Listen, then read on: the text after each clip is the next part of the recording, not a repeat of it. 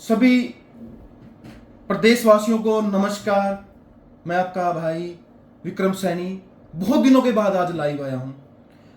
सबसे पहले मैं अपने विधानसभा क्षेत्र नारायणगढ़ से बात करूंगा। हमारे एक जुझारू नेता जो हमेशा मजबूर गरीब तबके के साथ हमेशा कंधे से कंधा मिला के खड़ते हैं, चाहे बात किसान की बात हो, मजदूर की बात हो, सबसे पहले नाम उनका आता है। तकरीबन आज मैं यदि लगाऊं तो 15 साल से संघर्ष करते हुए ग्राउंड लेवल पे जो है मेहनत कर रहे हैं। 2 साल से पिछले 2 साल में प्रधान रहे हैं बार एसोसिएशन के। उनसे जानेंगे हालात, प्रदेश के हालात, नारायणगढ़ विधानसभा के हालात, नारायणगढ़ कॉन्स्टिट्यूंसी के हालात, एमसी के हालात, सभी बातों पे चर्चा करेंगे। मैं सीधा लेके चलता हूं हमारे बड़े भाई धर्मवीर ढींडसा जी के पास। ढींडसा जी, बहुत बहुत स्वागत। बहुत माफी चाहूंगा सबसे पहले तो, क्योंकि काम में व्यस्त होने की वजह से टाइम नहीं दे पाया और आज मौका मिला है आपसे रूबरू होने का। आपका स्वागत है हमारे चैनल में। आपका और आपकी पूरी टीम का और आपके दर्शकों का हार्दिक धन्यवाद कि आपने समय भी दिया और अपने इस प्लेटफॉर्म के माध्यम से, चैनल के माध्यम से हमारी आवाज़ और जनता के मुद्दों को उठाने का आपने काम किया। आपका धन्यवाद और आपका स्वागत भी है। ढींडसा जी, विधान जो अभी इलेक्शन होके हटे हैं एमपी के जी, पहले उस पर चर्चा करेंगे शॉर्ट में। हम आज हमने छोटे छोटे बातों पे सारी बात पूरी करनी है। अपने पहले बात करेंगे हरियाणा पे। जी, जिस तरह का हालात आज हुए हैं, सीटें आई हैं, उन पे क्या कहना चाहेंगे? देखिए, जो भाजपा की नीतियां थी, जो किसान विरोधी थी, मजदूर विरोधी थी, कर्मचारी विरोधी थी, व्यापारी, छोटा व्यापारी उसके विरोधी थी, दुकानदार के विरोधी थी और आम जनता के विरोधी थी। जो भाजपा हरियाणा प्रदेश की नब्ज को उसके नेता समझ नहीं पाए, क्योंकि ये किसानों का प्रदेश है। यहाँ आप किसानों के साथ मुकाबला करके, लड़के, उनके ऊपर गोली चलाकर आप सत्ता में काबिज नहीं हो सकते। उसके खिलाफ हरियाणा प्रदेश की जनता ने वोट की है। भारतीय जनता पार्टी और उसकी नीतियों के प्रति हरियाणा प्रदेश की आवाम में, जनता में एक रोष था और उस रोष का बदला हरियाणा की जनता ने ये जो लोकसभा चुनाव हुए उसमें लिया। लेकिन कहीं ना कहीं जो हमारा आंकलन था और हमारा विश्वास था और जनता का जो रोष था, वो कांग्रेस रणनीति के तौर पर कहीं ना कहीं मार खा गई। नहीं तो हरियाणा प्रदेश में कम से कम 8 सीटें कांग्रेस को मिलनी थी अगर वो कैंडिडेट चुनाव सही करते। ये तो खुद कांग्रेस ही मान रहे हैं। कुमारी शैलजा कहती है कि कैंडिडेट के चुनाव में कमी रही। और ये जनता का भी आंकलन है कि जनता का जो रोष था, जनता ने जो बीजेपी की नीतियों के खिलाफ वोट की और कांग्रेस को एकमात्र ये माना कि 2 ध्रुवीय राजनीति, एक तरफ कांग्रेस, एक तरफ बीजेपी। या तो आप मोदी के नाम पर बीजेपी को वोट करें या आप उसकी नीतियों के खिलाफ कांग्रेस को वोट करें। छोटे सभी दलों को लोगों ने छोड़ दिया, नेताओं को छोड़ दिया और वोट कांग्रेस को की। चाहे कांग्रेस के नेताओं ने उतनी मेहनत की नहीं की, लेकिन फिर भी हरियाणा प्रदेश की जनता ने 5 सीटें कांग्रेस को दे दी और भारतीय जनता पार्टी को यह बताने का काम किया कि आपकी जो नीतियां हैं, चाहे वो किसान को लेकर, मजदूर को लेकर, आम नागरिक को लेकर, व्यापारी को लेकर, कर्मचारी को लेकर, उनको हरियाणा प्रदेश की आवाम जनता नकारने का काम करती है और नकार दिया। ढींडसा जी, मैं एक बात जानना चाहता हूँ, जैसे कि जब अब सभी जो इलेक्शन हुआ, हर पार्टी ने अपने अपने कैंडिडेट उतारे, विपक्ष में वोट पड़ी है, ये तो आप मानते हैं जी। उसके बावजूद आज दूसरी पार्टी एक तरह से आज जो लोगों में आवाज है कि बैसाखियों की सरकार है, क्या उनको वहां जाना चाहिए था? आपका नजरिया क्या कहता है? देखिए, निश्चित तौर पर आपका बड़ा वाजिब और जायज सवाल है। आज जो सरकार है वो एनडीए की है, न कि नरेंद्र मोदी की। जो 2014 और 19 में सरकार बनी थी वो भाजपा की और नरेंद्र मोदी के नाम पर सरकार बनी थी। लेकिन 2024 के चुनाव में जो भारत की जनता है उसने नरेंद्र मोदी को प्रधानमंत्री के तौर पर स्वीकार नहीं किया, क्योंकि जिस दल को, जिस पार्टी को या नेता को 272 सीटें मिलती हैं 543 में से, उसको जनता चुनती है। लेकिन 240 सीटें केवल भारतीय जनता पार्टी को भारत की जनता ने, भारत के वोटर ने दी और कहीं ना कहीं उसको नकारने का काम किया। इस बार जो सरकार है वो गठबंधन की सरकार है, जोड़ तोड़ की सरकार है, एनडीए की सरकार है, बीजेपी की सरकार नहीं है। ये हमें समझना होगा और भारतीय जनता पार्टी को भी कहीं ना कहीं, अगर हम देश के लेवल की राजनीति की बात करें तो ये उनको समझना होगा कि ये सरकार जोड़ तोड़ की गठबंधन की सरकार है। अब यदि हम बात करें, हम अब आते हैं हरियाणा के ऊपर। हरियाणा की जो राजनीति है बहुत ही जल्द कभी भी इलेक्शन डिक्लेयर हो सकता है। मौजूदा भी जो सीएम बने हैं उनको लेकर आपका क्या कहना है? आगे आने वाली रणनीति क्या होगी? किस तरह से आप हरियाणा सरकार को देख रहे हैं? आने वाले चुनाव है जो, वो किस तरह से आप यहाँ का देख रहे हैं? देखिए विक्रम जी, भारतीय जनता पार्टी की जो हरियाणा को लेकर नीति रही है उसमें मुख्य तौर पर जो आम जनता के या विश्लेषकों के या राजनीतिक जानकार जो है उनके सामने आता है और वो खुद भी प्रचारित करते हैं कि नॉन जाट की राजनीति कहीं ना कहीं हरियाणा में करते हैं, कि 35+1 भी इन्होंने करने का काम किया। देखिए हरियाणा का जो चुनाव है, हरियाणा की जनता ने तो 2019 में भी भारतीय जनता पार्टी को नकार दिया था, उसके खिलाफ वोट डाली थी और बहुमत भारतीय जनता पार्टी को 2019 में भी हरियाणा में नहीं मिला था। तो दुष्यंत चौटाला जिसने डटकर विरोध किया था भारतीय जनता पार्टी का, मनोहर लाल खट्टर का, और हरियाणा के युवाओं को, किसानों को, मजदूरों को, जनता को विश्वास दिलाया था कि इस 75 पार वाले को मैं जमुना पार छोड़कर आऊंगा। हरियाणा के लोगों ने उसको 10 सीटें दी, 10 सीटें दी रणजीत चौटाला जैसे, बलराज कुंडू जैसे आजाद विधायकों को, जो भी बीजेपी के खिलाफ लड़े थे। तो ऐसे में जो बहुमत हरियाणा की जनता ने दिया था वो बीजेपी के खिलाफ दिया था, लेकिन हरियाणा में इन्होंने जोड़ तोड़ की सरकार बनाने का काम किया। आज जो चुनाव आगामी हरियाणा में होंगे उसमें एक नई पटकथा, एक नया इतिहास लिखा जाएगा। देखिए किसान मजदूर कमेरे के संघर्ष के कंधों पर सवार होकर 5 सीटें लेकर, चाहे 5 सांसद कांग्रेस के लोकसभा में चले गए हों, लेकिन जो हरियाणा की विधानसभा का चुनाव है, जो कांग्रेस आपस में लड़ रही है और जो उन्होंने जो लोकसभा चुनाव में संघर्ष करना था, 8 या 10 की 10 सीटें उनकी आनी थी अगर वो जमीनी स्तर पर सही मायनों में संघर्ष करते और सही मायनों में जनता के बीच में चुनाव लड़ते। वो जहां चूक कर गए उसका फर्क सीधे तौर पर हरियाणा में जो विधानसभा चुनाव है उस पे पड़ सकता है, ऐसे आसार इनसे इनकार नहीं किया जा सकता। और भारतीय जनता पार्टी को जो उनकी नीति है, आपने बताया कि मुख्यमंत्री नायब सिंह सैनी को बनाने का काम किया गया है, वो भी बीसी वोट के, ये प्रचारित भी किया जा रहा है और ये माहौल भी बनाया जा रहा है कि बीसी वोट के लिए उनको किया गया। वो खट्टर के कुछ एक फैसलों को बदलने की भी बात कर रहे हैं। इसका मतलब भी सीधा ये हुआ कि जो आपने 10 साल, 9.5 साल हरियाणा में नीतियां चलाई, आप खुद उनको बदल रहे हैं। आप परिवार पहचान पत्र में बदलने की कवायद शुरू करते हैं, आप फैमिली आईडी में बदलाव की बात करते हैं, आप एनडीसी में बदलाव की बात करते हैं। तो आप कहीं ना कहीं ये मानते हैं, हम कहते थे कि मनोहर लाल खट्टर पोर्टल देवता है, उसने पोर्टलों में हरियाणा के लोगों को उलझाने का काम किया।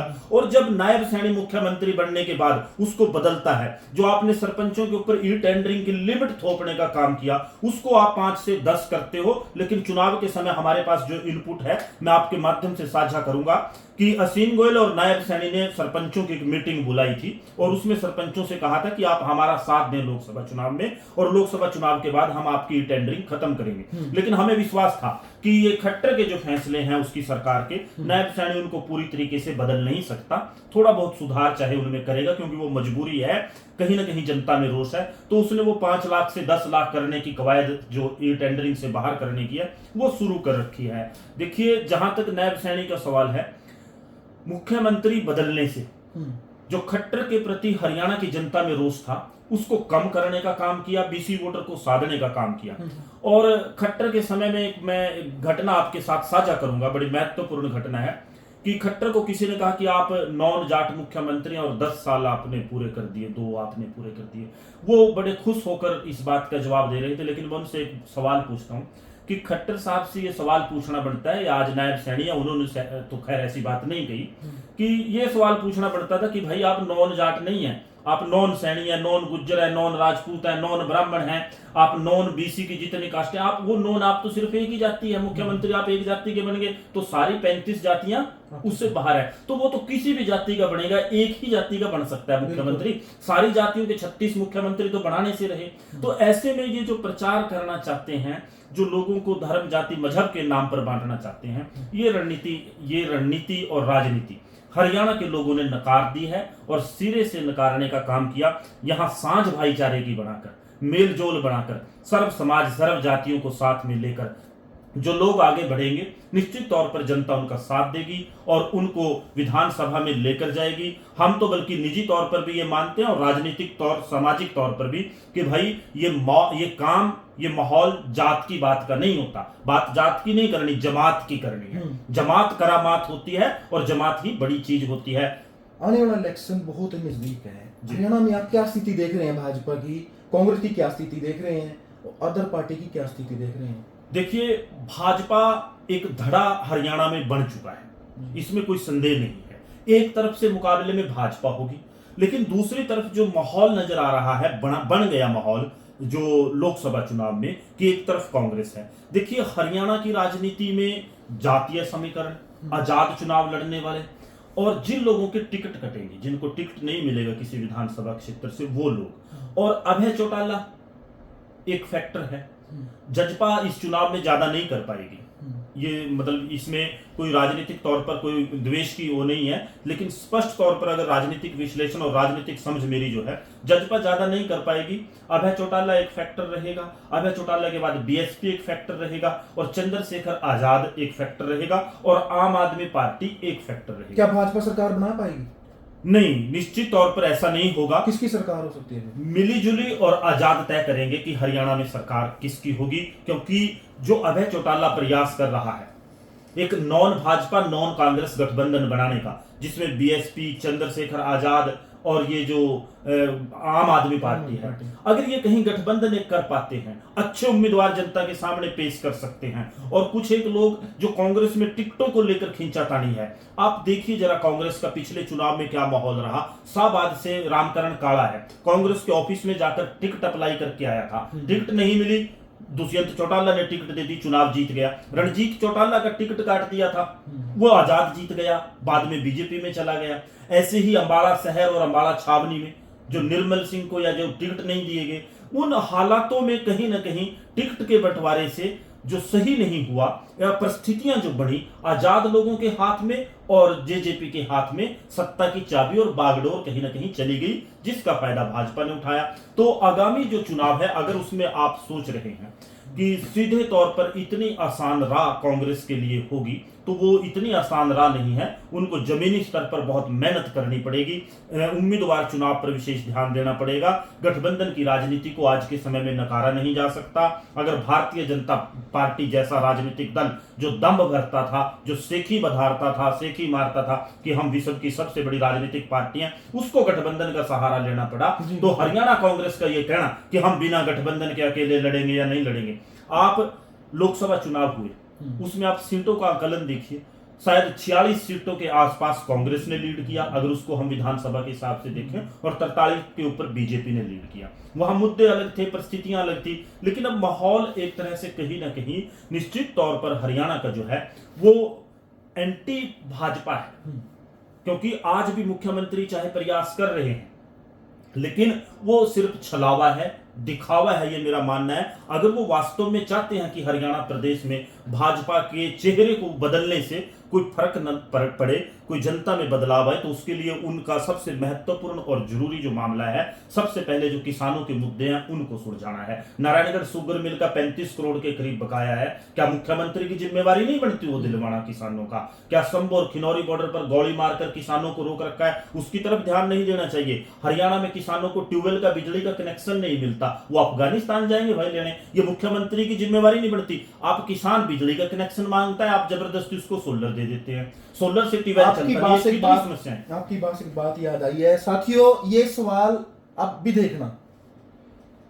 इलेक्शन हुआ जी, इलेक्शन में मुख्यमंत्री अपना बूथ हारे जी, गाजगिरी, एक्सियन, एसडीओ, जेई पे, उसके बारे में क्या कहेंगे? देखिए, अफसरशाही के बारे में अगर मैं सही मायनों में आपसे साझा करूं, जो बात है वो भाजपा के लोग आज के टाइम के मुताबिक एसडीओ, एक्सियन, जेई हमारे मतलब स्टेशन पे नहीं है जो होना चाहिए, जो नहीं, और सीएम का जो है गढ़ है, उसके बावजूद देखिए मुख्यमंत्री और भाजपा के जो जिम्मेवार लोग हैं वो ये सुन ले, समझ लें।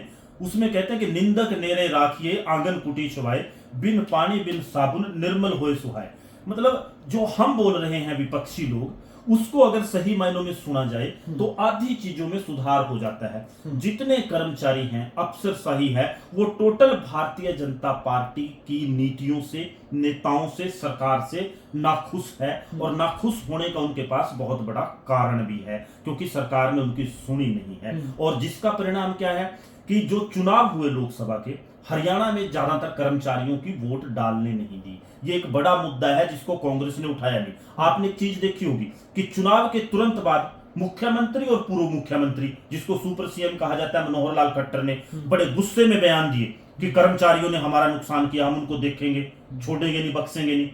जब वो खुले सरेआम ये बयान दे रहे हैं कर्मचारियों के खिलाफ, वो क्या कह रहे हैं? वो संदेश ये दे रहे हैं कि जो कर्मचारियों की वोट थी उनको बैलेट पेपर मिलना था, इलेक्शन ड्यूटी सर्टिफिकेट जारी होने थे। अगर आप आंकड़ा निकाल कर देखें तो ज्यादातर कर्मचारियों की वोट हरियाणा में डालने ही नहीं दी गई, और वो वोट डलती किसके खिलाफ? भाजपा के खिलाफ डलती।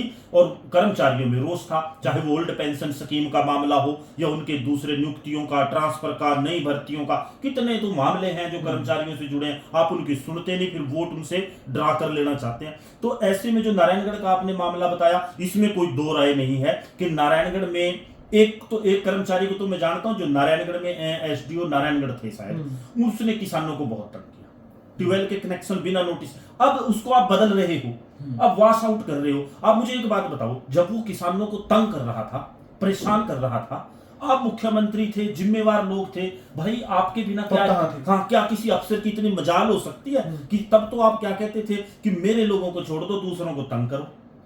तो वो फिर अब आप कह रहे हैं कि जी हमने नहीं किया, इस कर्मचारी ने किया है। अब आप उस कर्मचारी के माथे वो ठीकरा फोड़ना चाह रहे हो, जिससे किसान मजदूर को परेशान किया गया। वो ट्यूबवेल का कनेक्शन, किसान खेत में गया, ट्यूबवेल चलाया, ट्यूबवेल चला नहीं, देखा केवल चोरी से काट ले गए उसके ट्यूबवेल की कनेक्शन काट दिया। जबकि आप नोटिस दो, उसको मैसेज करो भी भाई आपका बिल है, आप भरो। हमारे किसानों को आप 35 करोड़ रुपया मिल का देते नहीं, उनके कनेक्शन काटते हो बिजली का। अब एक और सवाल बिजली के मामले में आपने, महत्वपूर्ण और अहम सवाल, दिल्ली में बिजली मुफ्त, पंजाब में बिजली मुफ्त, तो भाई हमारा हरियाणा वाले का क्या दोष? हमने किसी के क्या बूट पाड़ लिए? मैंने एक बात बता, हमारा दोष हरियाणा वाले के यही विमान ने भाजपा की सरकार बनाए रखी, इस करके मानो बिजली के पैसे देने पड़ा। अगर पंजाब में दिल्ली में फ्री हो सका तो उसके बीच में होने वाले हरियाणा में क्यों नहीं? क्योंकि हरियाणा के लोगों का ये दोष आ भी ने ज्यादा वोटा बीजेपी को दे रखी है। अगर बीजेपी को ना वोट दी हुई हो तो बिजली हरियाणा में मुफ्त कनेक्शन काटने का और परेशान करने का मुद्दा ही खत्म। ये भी साथ एक सवाल है कि हरियाणा का आखिर क्या कसूर है। अब मैं सवाल करूंगा हरियाणा को लेके। हरियाणा में हम आते हैं डिस्ट्रिक्ट अम्बाला में जी। डिस्ट्रिक्ट अम्बाला में आता है नारायणगढ़, जो हमारा प्यारा शहर नारायणगढ़, नारायण का गढ़। हम आज उसकी बात करेंगे जी। हम दोनों ही नारायणगढ़ से आते हैं, मेरी भी 23 साल की पत्रकारिता हो चुकी है जी। मैं चाहता हूं, मतलब चाहता क्या कि आप किस तरह के विधायक देखना चाहते हैं कि आप 15 साल से आप मेहनत कर रहे हैं, क्या आपका दिल नहीं करता जब आप खोरी बॉर्डर पे बैठे हैं तो किसानों का साथ दे रहे हैं, कभी भी आपको कोई, जैसे वकालत है आपकी, वकालत को लेके आप कभी अपनी मनमानी नहीं करते। मैंने देखा है आपका, मैं कम से 15 से 20 साल से मैं आपको जानता हूं, जैसे जी। कभी आपने कोई अपनी मनमानी नहीं की, जो कोई दे के चला गया ठीक है, ना भी दे के चला गया तब भी ठीक है। तो आप जैसे सेवक की जरूरत है आज नारायणगढ़ को, उसके ऊपर क्या कहेंगे? देखिए विक्रम जी, विधानसभा चुनाव नजदीक है, सितंबर अक्टूबर में विधानसभा चुनाव होने हैं। अनेक किसान साथी जो आंदोलन से जुड़े हैं, हमारा संगठन भी है किसानों का और नागरिक संगठन है, संयुक्त किसान मजदूर इंकलाब यूनियन के नाम से, और उसमें जो हमारे संघर्ष के साथी सर्व जातीय सर्व समाज के पिछले 15 साल से हमारे साथ जुड़े हैं, वो बार बार ये कर रहे हैं, दबाव बना रहे हैं। और हम हल्के में अनेक लोगों से मिले भी इस विषय पर। वो कह रहे हैं कि इस बार विधानसभा चुनाव लड़े, जो संघर्ष है 15 साल का, उसको राजनीतिक दिशा देनी है, और निश्चित तौर पर जो समस्याएं हैं, मुद्दे हैं, उनको बेहतर तरीके से हरियाणा विधानसभा के माध्यम से उठाया जा सकता है, सुलझाया जा सकता है। क्योंकि चाहे तो मौजूदा सरकार के दौरान जो भारतीय जनता पार्टी की है, उससे पहले है, नारायणगढ़ राजनीतिक उपेक्षा का शिकार रहा है। नारायणगढ़ को जब शुगर मिल मिलनी थी तो शुगर मिल मिली प्राइवेट। अगर ये कोऑपरेटिव शुगर मिल होती तो निश्चित तौर पर अगर नारायणगढ़ दमदार तरीके से कोई आवाज उठाता तो कोऑपरेटिव की मिल मिलती, तो निश्चित तौर पर नारायणगढ़ के जितने लड़के मुलाजिम लगे हैं मिल में, वो एक तरह से सरकारी मुलाजिम होते। देखो, सबसे पहले रोजगार का मुद्दा, दूसरा किसानों की समस्या ना आती, उनको ज्यादा लाभ होता।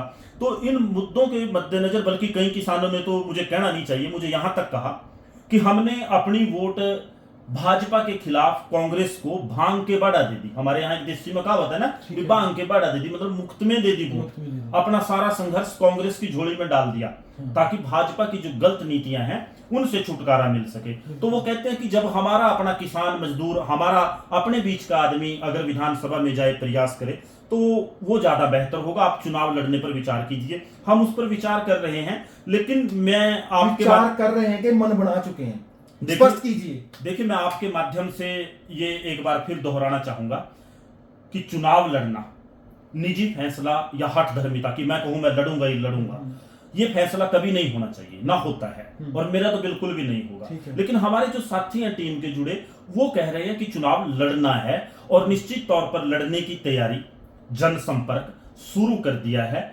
लेकिन हठधर्मिता नहीं है, उसमें एक चीज जरूरी है कि जो हमारे साथी हैं जी, उन साथियों से कितना सहयोग मिलता है। अभी तक पूरा जितने साथियों से संपर्क किया है, सबका ये आश्वासन है, विश्वास है कि आप चुनाव लड़िए, हम आपके साथ हैं, और लड़िए नहीं बल्कि लड़ना है जरूर विधानसभा का चुनाव इस बार। ये चर्चा हमने बड़े लेवल पर अपने साथियों के बीच में की। समाज के साथी जो हैं, जो संस्थाएं हैं, जो संगठन के हैं, जो हमारे किसानों में हमारे साथ जुड़े साथी हैं, जहां विक्रम जी हरियाणा सरकार की नीतियों के कारण, डिस्पाइट बीइंग ए लॉयर, मैं एक वकील होने के बावजूद किसानों के बीच में उनके संघर्ष में बराबर का साझीदार रहा हूं। वकालत मेरा पैसा है, खेती भी मेरी छोटी मोटी है, अब भी खेती में हर रोज खेत में जाना होता है, और मैं 1.5 महीना मैंने जेल में काटा है खिनौरी शंभू बॉर्डर पर। ना घर आ सकते थे, पुलिस फोन सर्विलेंस पे लगा के रखती थी, ना घर, आप वहां आप ट्रैलियों में, तंबुओं में, जैसे जेल का माहौल होता है, ऊपर से गोले और वो जो बरसाए जा रहे थे, वो सारी समस्या थी। लेकिन मैं नहीं कहता कि मुझे उस संघर्ष के बदले आप वोट दें, लेकिन मैं एक बात कहता हूं कि जब एक जमात से जुड़ा आदमी आगे बढ़ेगा, जिसने आपका वो दुख दर्द तकलीफ देखा है, अपने ऊपर झेला है, जब किसानों के ऊपर जुल्म हो रहा था, गोली मारी जा रही थी, आंसू गैस के गोले छोड़े जा रहे थे, जब पुलिस किसानों के घरों पर दबिश दे रही थी, परिवार को तंग कर रही थी, मैंने वो झेला है। विक्रम जी, जब हमारे पत्रकार साथियों के ऊपर भाजपा के द्वारा पर्चे दर्ज किए गए थे, मैं पत्रकार साथियों के साथ था, आंदोलन में भी साथ था, कोर्ट में भी साथ था। नारायणगढ़ नगर पालिका को जब मौजूदा सरकार ने पंगु बनाने का काम किया, तब भी मैं उस नगर पालिका के आंदोलन में भी साथ था। जब संत शिरोमणि गुरु रविदास का मंदिर दिल्ली में तोड़ा गया, नारायणगढ़ में प्रदर्शन हुआ, चाहे वो SC ST एक्ट को लेकर हुआ, उन सारे प्रदर्शनों में मैं शामिल रहा। चाहे वो विद्यार्थियों का था, चाहे वो किसान का था, चाहे मजदूर का आंदोलन था, कमेटी के कर्मचारियों का आंदोलन चाहे हुआ है, पत्रकार, ऐसा कोई तबका, कोई समाज नहीं है जिसके संघर्ष में मैंने बराबर खड़ा होकर, अगली पंक्ति में खड़ा होकर साझेदारी ना की हो, हिस्सा ना दिया हो। लेकिन ये लोगों ने फैसला करना। मैं एक बार फिर, आप मेरे अच्छे भाई हैं, मैं आपसे निजी तौर पर भी चर्चाएं करता हूं कि ये मैं कभी नहीं कहूंगा कि मेरा निजी फैसला है। अगर लोग चाहते हैं कि ये संघर्ष की आवाज, किसान का ट्रैक्टर और उसके मरगाड़ के ऊपर बैठकर मजदूर हरियाणा के विधानसभा में जाए, बिल्कुल ठीक है, तो निश्चित तौर पर वो मेरा साथ देंगे और वो कहेंगे तो मैं चुनाव लड़ूंगा। अगर चाहते हैं किसान और मजदूर कि मजदूर की आवाज किसान के ट्रैक्टर के मरगाड़ पर बैठकर और किसान का ट्रैक्टर हरियाणा की विधानसभा में जाए, तो निश्चित तौर पर वो जैसा फैसला होगा सर माथे पर होगा। साथियों, ये पॉइंट भी नोट करना और आप मैसेज जरूर करना, कमेंट जरूर करना कि क्या एक ईमानदार,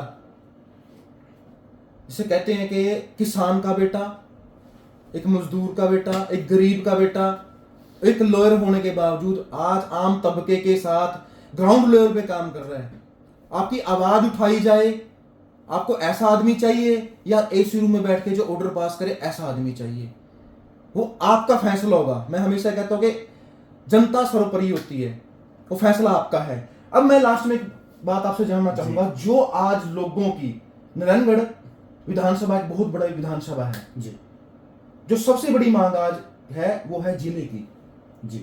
परमात्मा करे आप चुने जाते हैं, यहाँ से आप विधायक चुने जाते हैं या जनता आपको मौका देती है जी, क्या जो हालात पीछे हुए वो भी आगे होंगे या आप उसको उससे बेहतर करने की कोशिश करेंगे? जिला बनाने की पहली मांग जो है विक्रम जी, जो जिला बनाने का नारायणगढ़ का संघर्ष है, मैं उसमें बराबर का सहभागी हूँ, साझीदार हूँ, जो कमेटी है उसका हिस्सा भी हूँ, और सारे संघर्ष में तन मन धन तीनों तरीके से मैं बराबर का भागीदार रहा हूँ, हिस्सेदार रहा हूँ। और मेरी निजी इच्छा है कि नारायणगढ़ जिला शहजादपुर और सढौरा उपमंडल बने, और उसके लिए अगर मैं चुनाव लड़ता हूं और चुनाव जीतकर हरियाणा विधानसभा में जाता हूं तो मैं 5 साल नहीं मांगूंगा।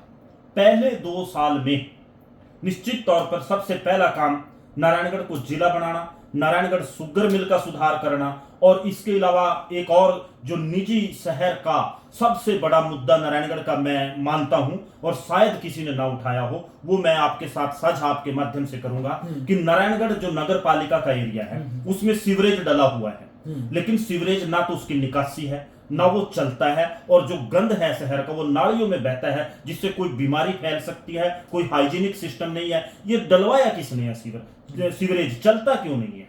क्या शहर की जो सबसे बड़ी समस्या है उसको लोग देखते हैं? क्या जो एनडीसी की समस्या, ये सब समस्याएं देखिए, एक सवाल उठा सकते हैं लोग कि अकेला अगर आदमी चला गया आजाद तो वो क्या करेगा विधानसभा में जाकर? सरकारों से फैसला होता है, टिकट से फैसला होता है, फलाने की सरकार बनेगी उसके साथ जाओ। मैं खुद ये चीज क्लियर कर देना चाहता हूं कि अगर आपको समझ है, जानकारी है विधानसभा की कानून की, तो विशेष प्रावधान है लोकसभा में भी और विधानसभा में भी कि आप प्राइवेट मेंबर बिल किसी समस्या को लेकर आ सकते हैं, और उसके लिए एक विधायक अगर कोई आजाद भी प्राइवेट मेंबर बिल किसी समस्या को लेकर, किसी मुद्दे को लेकर आता है, तो कम से कम वो एक काम तो कर सकता है कि 89 जो दूसरे एमएलए हैं किसी भी दल के, उनका चाल चेहरा चरित्र तो लोगों के सामने लेकर आ सकता है कि देखो भाई ये किसानों की समस्या, मैं प्राइवेट मेंबर बिल लेके आया और ये 10 आदमी साथ थे एमएलए और ये 10 फला खिलाफ थे। और जब निश्चित तौर पर अच्छे मुद्दों को लेकर प्राइवेट मेंबर बिल लेकर आ जाते हैं विधानसभा या लोकसभा में, तो वो लोगों का भला करते हैं। विधानसभा में एक ऐसा आदमी जाना निश्चित तौर पर जरूरी है नारायणगढ़ हल्के की तरफ से, जो लोगों के संघर्ष का साझी हो, उनके बीच का भागीदार हो, और जो दमदार और मजबूत तरीके से कानूनी जानकारी के माध्यम से कहीं ना कहीं लोगों की आवाज और मुद्दों को विधानसभा में उठा सके। अगर ऐसा व्यक्ति जाता है तो निश्चित तौर पर नारायणगढ़ का जो हक है, जो सालों साल से नहीं मिला, जो राजनीतिक उपेक्षा का शिकार नारायणगढ़ रहा, चाहे मुख्यमंत्री भी नारायणगढ़ का बन गया हो, फिर भी नारायणगढ़ को उसका बनता हक नहीं मिल रहा, फिर भी लोगों को दरी का साथ, दरी पर बैठकर हक मांगना पड़ता हो, तो ऐसी जरूरत तो कम से कम आएगी नहीं। निश्चित तौर पर जो नारायणगढ़ का बनता हक है वो पहले दिया जाएगा, और मैं तो टाइम और समय लिमिट तय करके लोगों के साथ कहूंगा कि इतने समय में ये काम हो जाएगा। तो साथियों, देखा आपने जोश कि हमें ऐसा नेता, ऐसा बेटा चाहिए जो आम आदमी के दुख दर्द को समझ सके। किसान का बेटा ही किसान का दर्द समझ सकता है। फैसला आप लोगों के हाथ में है। धर्मवीर जी, बहुत बहुत धन्यवाद आपका, आपने टाइम दिया। आपकी पूरी टीम। साथियों, इस तरह का ही इंटरव्यू आप हमारे साथ साझा करना चाहते हैं तो आपका स्वागत है। ये खुला मंच है, यहाँ अपने दिल की बात आप कह सकते हैं। यहाँ कोई कटिंग नहीं होगी या किसी की वो नहीं लेनी पड़ेगी, हमें परमिशन नहीं लेनी पड़ेगी। खुला मंच है, सभी का स्वागत है। मेरे नंबर पे कॉल कर सकते हैं और आपका साथ, जिस तरह से आप आज तकरीबन 23 साल मुझे पत्रकारिता में हो चुके हैं, आपने बहुत प्यार दिया है, आशीर्वाद दिया है। ऐसा ही आशीर्वाद और प्यार देते रहें। इन्हीं शब्दों के साथ जय हिंद,